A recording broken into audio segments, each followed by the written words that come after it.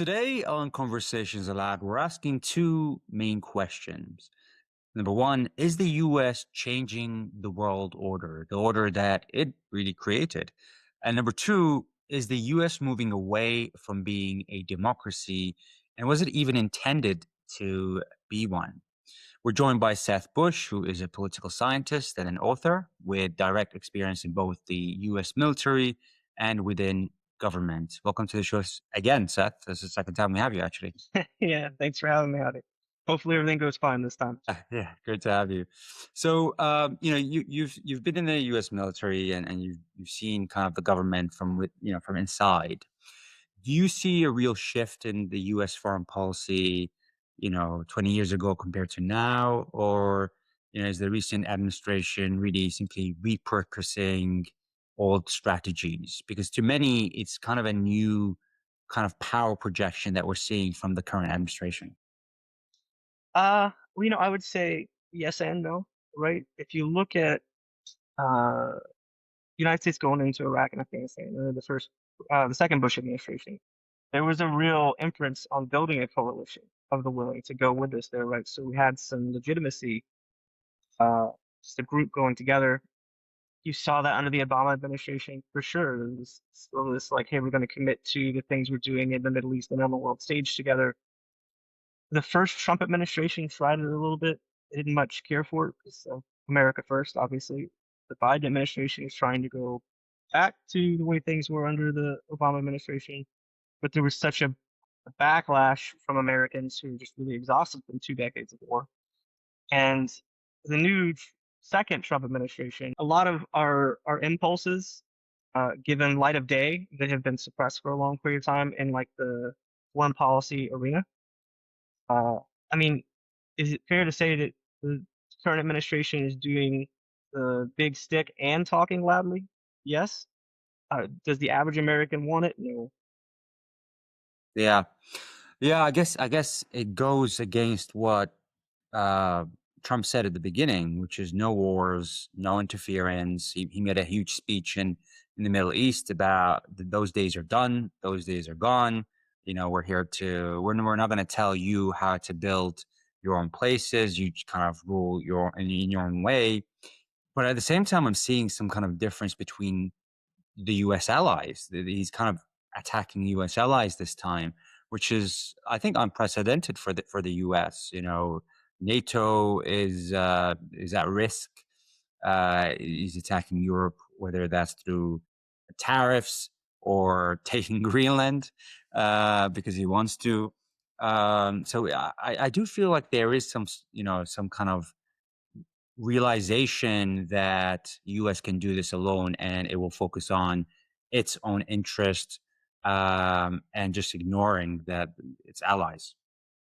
Sure. I mean, that's a technique I wouldn't recommend, right? If you want to follow it to like its furthest extreme, if the United States of America solely focused on the Western Hemisphere, the amount of resources, labor, anything and everything we could ever need exists solely in this hemisphere. But a lesson that was hard learned with the First and Second World Wars is if we isolate ourselves to be islands, the rest of the world goes on and things don't turn out so swimmingly if people just refuse to be part of the global community. Yeah. Okay. Interesting. I mean, talking about the Western Hemisphere, I don't know if you read the national security strategy that was released in November, because that was very interesting, and it kind of highlights. There's this debate about why did Trump do Venezuela? It's about narcotics. Is it about security? But to me, it seems like it's all kind of about China and access to resources. Because if you read that national security strategy, which I recommend everyone listening to read, it states that the U.S. cannot allow any nation to become so dominant that it could threaten our interests. And we will maintain global and regional balances of power to prevent the emergence of dominant adversaries, which seems to be targeting China. But the other important thing mentioned is about access to critical supply chains and materials. and notes that, as Alexander Hamilton argued in our Republic earliest days, the U.S. must never depend on any outside power for core components, from raw materials to parts to finished products necessary to the nation's defense or economy. And this kind of goes back to, I think, when Trump tried to do the tariffs on China, and China retaliated by restricting the rare earth minerals, which most of it is produced there.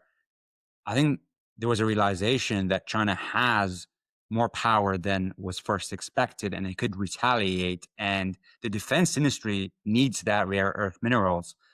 And so it seems to be the U.S. seems to be saying, actually, we're going to take things in our own hands right now, and we're going to access those resources because we're not going to depend on other countries. Venezuela has oil, has rare earth minerals. Greenland has rare earth minerals, and we want to choke China and access those resources. Do you align to that? Do you agree to that, or do you see it differently?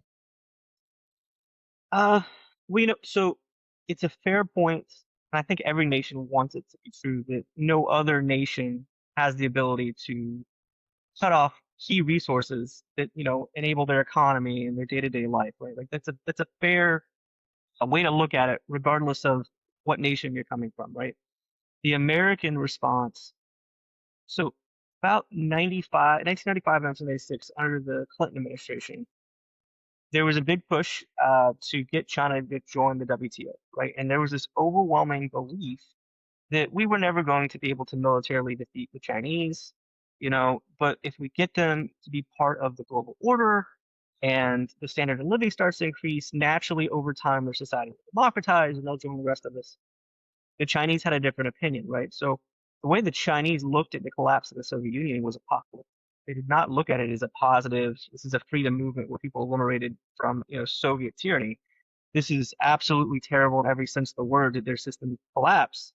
We don't want to be like them. That's where they got their hybrid government economic model. But is it right for America to be worried about the Chinese trying to come for us? Yeah, it's fair, but the Chinese don't look at it the same way Americans do, or that the Western mind conceives it. If you meet Western military planners, they tend to look at warfare like a game of risk, right? Build up a large army, I take your capital. One, you surrender, I dictate terms. The Chinese civilization is over 5 or 6 thousand years old. They believe in the long game, and they are absolute experts. It's soft power operations like influence, economic laws and stuff like that. So if you look at Central and South America, or the United States was busy worrying about Afghanistan and Iraq and ignoring uh, pretty much every other part of the world, the Chinese corporations, backed by the Chinese government, came in and using Belt and Road Initiative agenda of, okay, I'm going to give you $100 billion. You're going to build roads and rails, but you have to employ Chinese corporations. You have to use Chinese materials. You have to employ Chinese nationals. Oh, you can't pay back that $100 billion. So there is a legitimate fear there of their influence operations. Obviously, like I said, every other nation wants to make sure no other nation can cut off everything they need. But at the same time, COVID was a absolutely startling moment for a lot of people in a lot of ways. And when we realized medicine, cargo containers, pharmaceuticals, and engineering uh, equipment, anything necessary for a modern society to function, Chinese are the major producers of it. So it scared the hell out of a lot of people. And this is an American response to it. Yeah, yeah.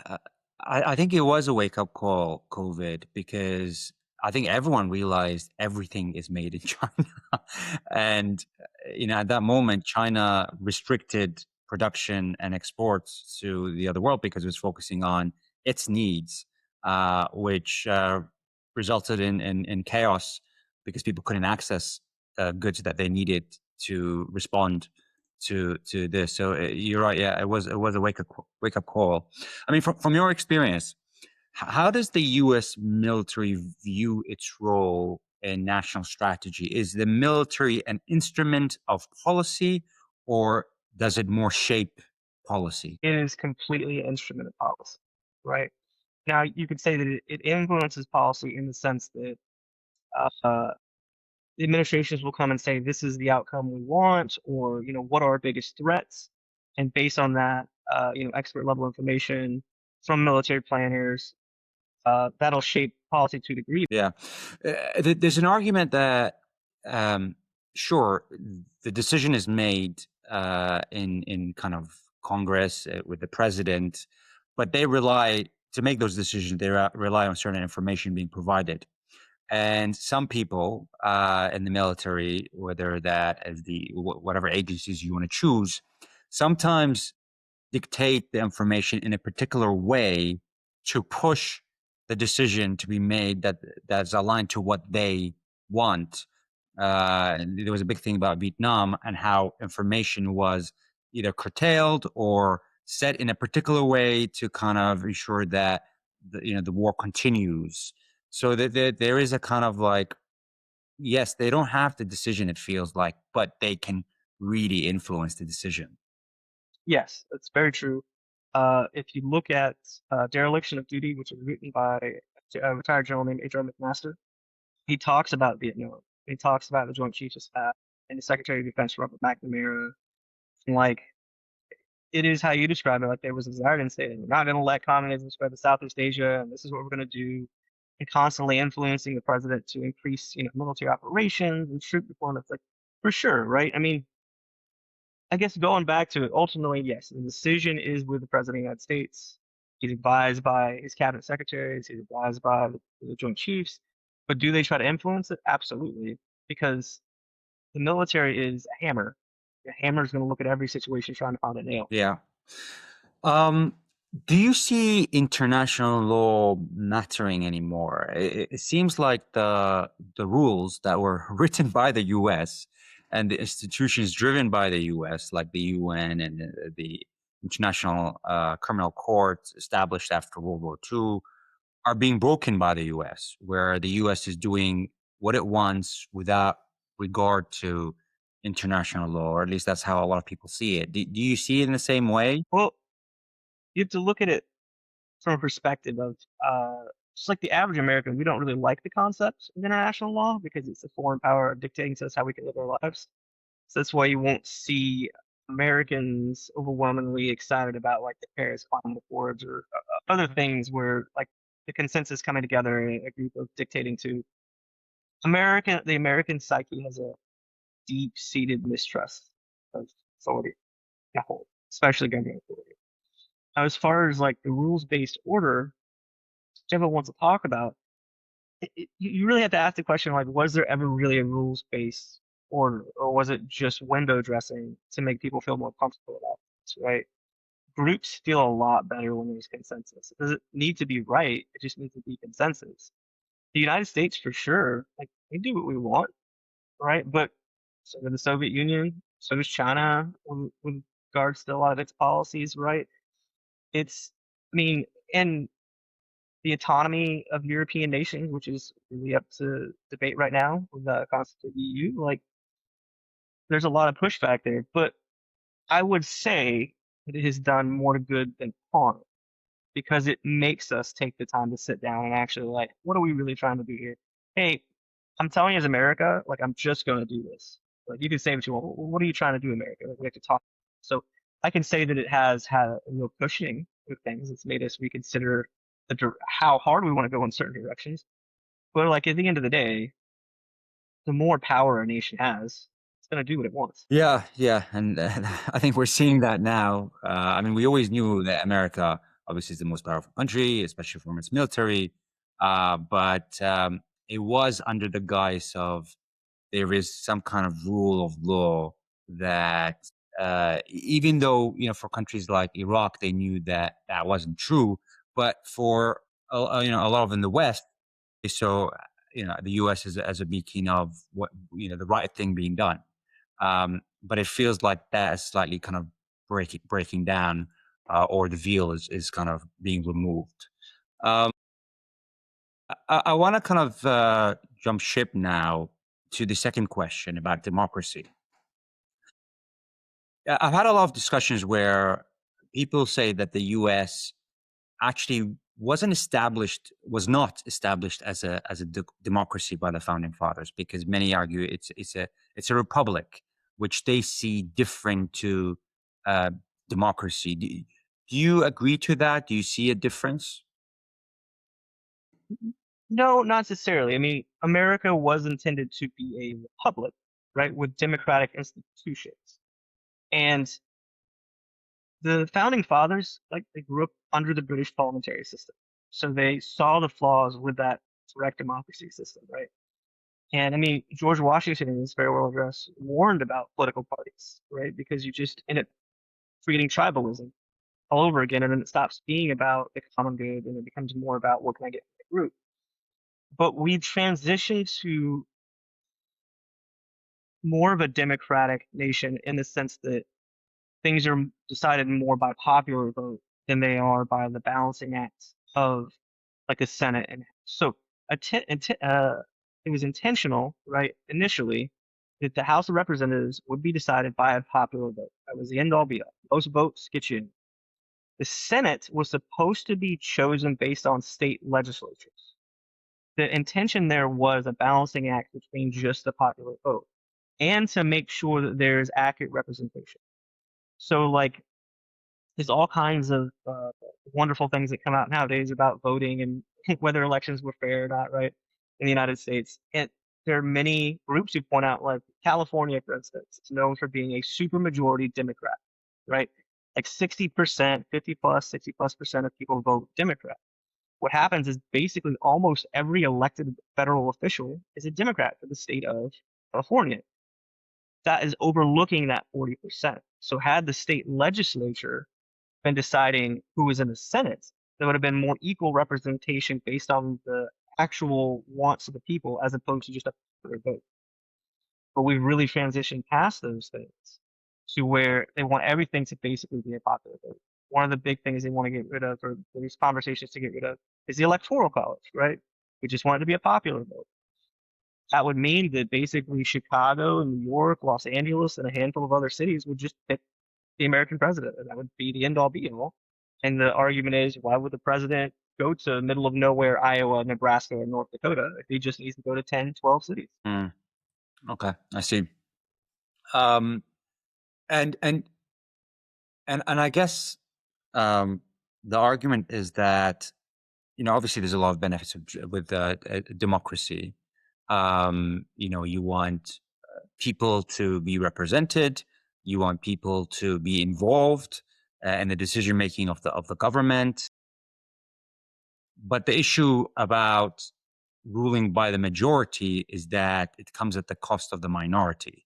I mean, even if it's, as you mentioned, 60 40%, 60% is the majority, but 40% is still a very large number. And that's the kind of the challenge. In one of your Substacks, you noted that you drew a sharp distinction between the greater good and the common good. Can you briefly just summarize the difference for listeners who might see this as the same thing? Sure. And that is one of the difficulties. It is seen as like synonymous, right? So the greater good is really whatever benefits the majority, right? So like it's you, me, and Abdullah there, and there's only so much food to go around, and you and Abdullah decide Seth doesn't need to eat. For the greater good, you guys get to eat something, right? The common good, and a very important part of that is it basically takes away your ability to choose, right? It takes away the democratic process. It's whatever the majority decides, that's how we have to live. So it values the individual for the collective, right? If you look at the common good doesn't have any coercion. It's what we can share as a group, regardless of your participation, it still benefits the community, right? So, good example would be the community wants a public library. They take a vote to fund it. I vote no, but the group votes yes, but it's only going to take in donations. But I can still go to the public library, even if I don't want it, and I didn't attribute any resources towards it, and I can benefit from it. And me going to that public library might change my mind about how I want to work within the community.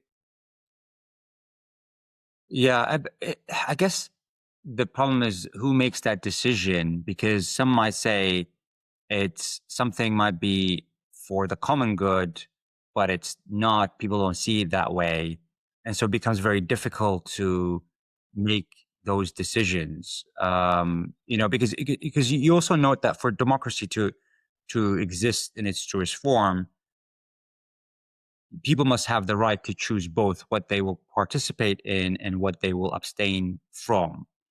And you note that forcing citizens to fund or obey what they will oppose will only erode civil liberties and collapse institutions under the weight of apathy and resentment. I mean, how would this work in practice? People are so worried that people are going to make the wrong choices.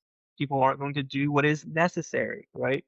So a good example in America would be something like our social programs, social welfare programs, right? So people would overwhelmingly agree, like, hey, we want to take care of those that are less fortunate than us, right? Then it becomes like, who are they? How much do they get? It becomes a real thing. So instead of, hey, if you'd like to contribute to and help these people, and then there's a goal and a plan of like how it looks and what it looks like, we're going to take part of your paycheck, whether you want it or not, to pay for these things. I'm not going to, as a citizen now, want to invest in private savings because you, the government, told me you were just going to take care of me. And when I get old, it's like, why don't I have more money? So you're talking about voluntary kind Yeah, of participation as opposed to right. being forced to it. Yeah.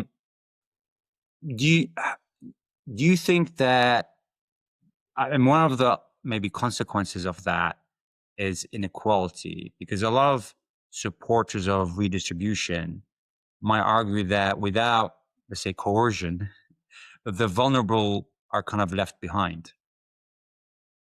That is the overwhelming argument I make, right? So one of the examples I like to give, currently the United States has the largest debt in human history. We have $38 trillion. We have almost a $2 trillion deficit. So we're only taking in about 4 or 5 trillion. We're spending like 6+ trillion, right? The government's like, hey, there's so much inequality, we have to spend this money. And by the way, when you die, you need to give us half so we can take that money and reinvest in the community. The counterpoint is always, but the government doesn't do that. They'll take the money, and there's never a moment where it's like, oh, we've taken too much, or we're spending too much, or we should spend on this. It's project comes through. Say, want to build a homeless shelter. Well, we need $1 million to build a homeless shelter. Well, actually, we need $20 million. We just said it was only going to be $1 million. We need $18 million to do a site survey. We need to meet with the local community and committee on this and impact study on that. And it ends up being greasing palms. It doesn't actually directly impact the community because it takes too long. You're spending money on things that are actually helping. And the government was just like, well, we need more money now because actually we spent all $20 million and we still haven't built the homeless shelter. No, so you feel like because the government has this uh, constant tap of money coming in, there is much more room for waste. Yeah. I mean, Americans, by and by, we as a community donate a larger portion of our like income, like privately, that we give away to charity than most other developed nations, right? But it just gets wasted on so many things. Like NGOs will take in hundreds of millions, if not billions of dollars. The California homelessness is a great issue. And the director of the NGO makes $1 million a year. And he's got 50 other staff who make $500,000 a year. And there's still homeless people there. Well, we need more money. We couldn't solve the problem because they spend 90%, 95%. But by law, you're only required to spend, I think, don't quote me on this, I'm not a lawyer, like 10 or 15% of what you take in on the actual solving of the problem. The rest of it is just to have galas to bring other rich people in there to raise more money to have more galas. I just want to take a step back, and there's this discussion, I guess, and I feel like I think a lot in the West is moving in that direction. It's not the U.S. where we might be okay with over or reducing the welfare or the liberty of people for the survival of the state and for order. Um, do you feel like there is a point where we should do that for the greater good of the country, or do you feel like that should never happen? Yeah, I don't. It's a very slippery slope. Most Western law is, common law, and our law is based on precedent. So once you've set a precedent, you can then cite that in case law before a judge. It's like, well, Your Honor, this has happened before, and this is the outcome. Oh, okay, it's been done before, so let's do it again. So it sets this moving target. And so, like France, UK, Both of them are threatening Elon Musk with Twitter, right? Like they're terrible things. We don't like this. There's hate speech. Da da da da. And as Americans, we obviously find that very appalling because our Supreme Court's rules. I'm only not allowed to do three things that are not protected by my First Amendment. I'm not allowed to directly threaten you. I'm not allowed to incite others to threaten or harm you. I'm not allowed to yell fire in a crowded theater. And the third one's open for debate, right? So it's extremely uncomfortable, but the alternative is if you suppress people's speech, no matter how horrendous it is and how much you dislike it, if you suppress it, you're creating a tension and pressure where they can look to others and say, hey, they're suppressing me now. It's going to be you next. And sure enough, sooner or later, something, an offhanded comment, a crude joke, whatever, you can't say that. You're going to prison. Yeah, it's tricky. I find it very tricky because I feel like society is becoming more and more fragile. It's like something's about to go off at any moment. We just need one more incident, one more thing to happen for disintegration of order.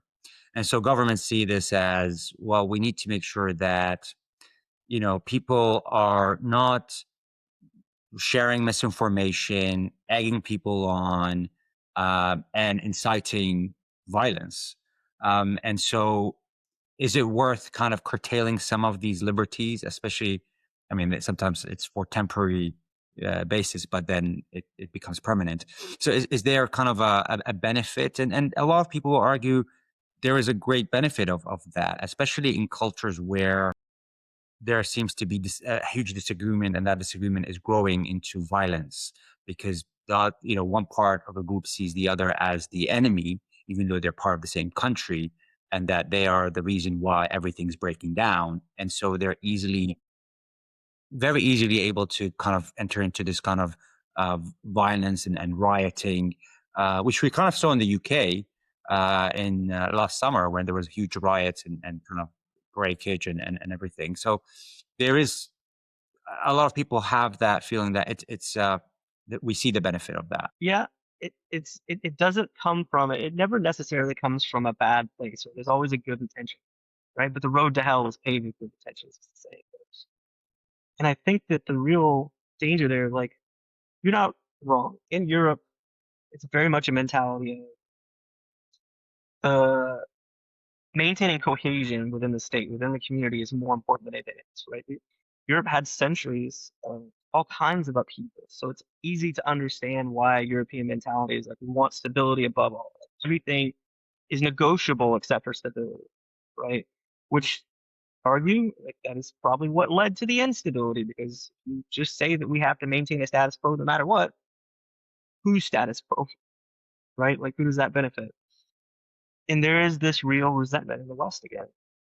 Record two, where there are groups of people here we don't like, we don't think they're contributing, they're not helping, and it becomes a generalization instead of actually asking questions about how these things really work and who these people really are and why we feel this way. It's just I feel this way and I want someone to fix it. That is one of those notions we really have to work hard to stop from happening, but not by suppressing it, but by having conversations. The UK arrested over 12,000 people. I believe you know the statistic already, right? For online postings, anything from hate speech like that. Russia, in the same time frame, did 400 people. Belarus did like 600 people. It is not hard to contrast the societies and the governments between Belarus, Russia, and the United Kingdom. I think there's a really sharp contrast there, right? But there's a good intention of we do not want these things to spill over. We want to stop these conversations from happening. You don't stop them from happening. You push them into even more vitriolic spheres. Where now, because it's not a public forum to discuss it, well, hell, I can do whatever I want because they're just going to stop me from doing it anyway, so that they're against me. It's okay if I burn things down or kill these people or do these terrible things because I'm being oppressed, I'm being suppressed. When in reality, a couple of town halls, and the Brits love their pubs so much, a couple of nights in the pub, it could have been fine. It could have, it could have been all right. But Yeah, nothing cannot be sorted over a pint, for sure. I guess in that Substack also you argue that freedom is increasingly as you mentioned right now, you're subordinated to safety and subordinated to safety and fairness. I guess why do you think the modern societies are so willing to make that trade? Is it that what you just said, which is order is valued much more highly than other things because of the history? I had a great conversation with a friend of mine who is a lawyer. He lives in a large metro area, and we were talking about stuff like this. And he really took me for a spin there when he said, "Listen, it's like the worst thing about being part of an empire isn't necessarily being part of an empire. It's like what do you get for being part of the empire, right?" And another point for him is like, what have we gained for what we have lost, right? It's like our grandfathers 100 years ago had more freedom than we have today, and life was far more brutal 100 years ago than it is today, right? We have so much interconnectivity nowadays thanks to modern technology. We see such terrible stuff all the time, and we're just convinced the world is, you know, dumpster fire waiting to hurtle into the sun. And everything's evil and terrible, and it scares us so much. And because life is so good, because there's so much separation. So, like for instance, I just finished my article about responsibility and accountability last week. One of the instances I talked about that really shows how separated we are as a society is the idea of a funeral. So up until the Civil War, embalming wasn't really a thing. But because so many people were dying on an industrial level, like their relatives wanted to be able to see them again, to have the wake and have the funeral. Before that, someone died in the family home. They would bring a casket there, they probably built themselves. The body would stay in the home for a few days and you'd properly mourn it, you'd have a wake. You were connected to that death. There's a high probability the family dug the grave for that loved one who passed away. You knew that life and death were just a breath away from each other. Now, because we have so much ease and so much comfort, we don't lose that ease and comfort. And anything that scares us, that seems painful, that seems terrifying, we go above and beyond to suppress so that we don't have to deal with those fears that 100 years ago my grandfather just called a Tuesday. Yeah. Yeah, it's interesting when we compare kind of how things were before, and as most things, there's a lot of benefits and there's a lot of drawbacks from what we had before, and there's a lot of benefits and drawbacks from what we have right now. But then again, if we look at social media, it's all negative. It's the worst time to be alive. Worse than in the middle of the World War, two. It's worse than that. Uh, which is obviously is not the case. Not to say that there aren't challenges and things are uh, the trajectory isn't hopeful or optimistic. But talking about trajectories, if we move more towards the greater good and more towards focusing on ensuring order and curtailing liberties. Where do you think? So, what does a society look like when liberty is no longer its a kind of organizing principle? It'd be hard for someone our age to understand it, right? But look at the communist societies, right? Look at the Soviet Union. They were about maintaining order at all costs. One of my favorite fun facts about, like, say, North Korea. North Korea has an obesity rate of 1%. One, a great leader, right? You take the time to look at historical photos of the Soviet leaders. Lenin and Stalin, right? Lenin, skinny guy, not 150. Stalin got fat as no. Nikita Khrushchev is extremely fat. Gorbachev, President, all of them, right?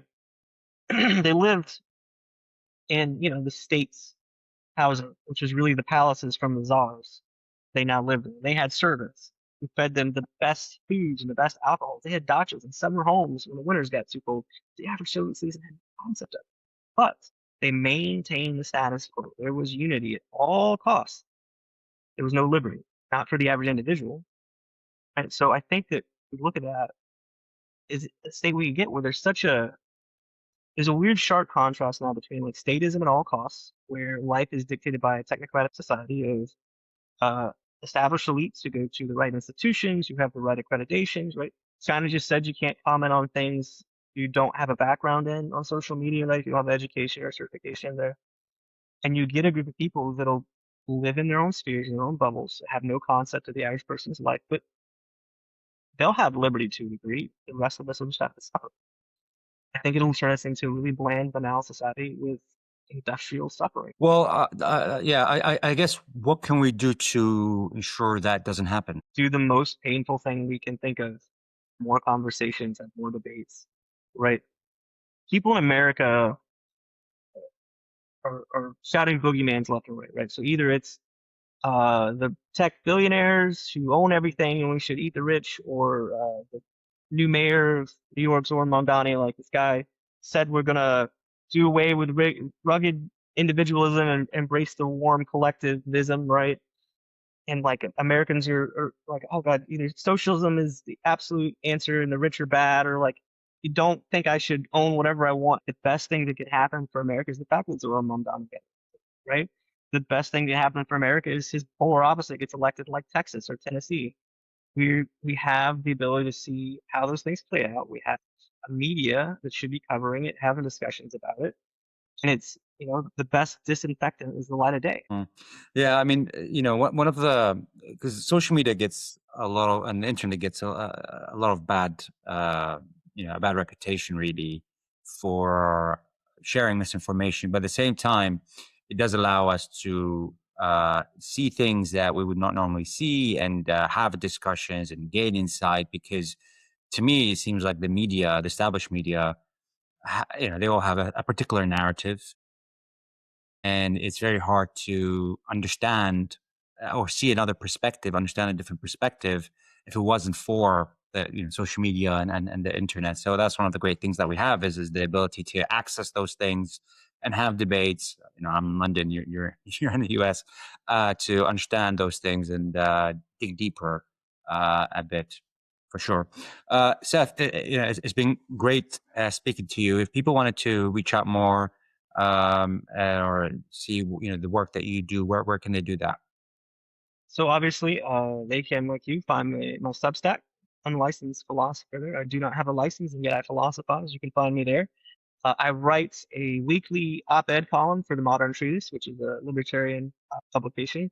And then, of course, it won't be hard to find me on social media either. And if you guys are interested in reading more of what I wrote, my first published book, The Unconventionals, just came out. You can find this on Amazon, where I talk about unconventional generals in history who had to go up against everything from racism to a religious persecution and somehow made the best of it. Nice, and we'll put that in the show notes. Seth, thank you so much for today. Of course, hey, Hattie.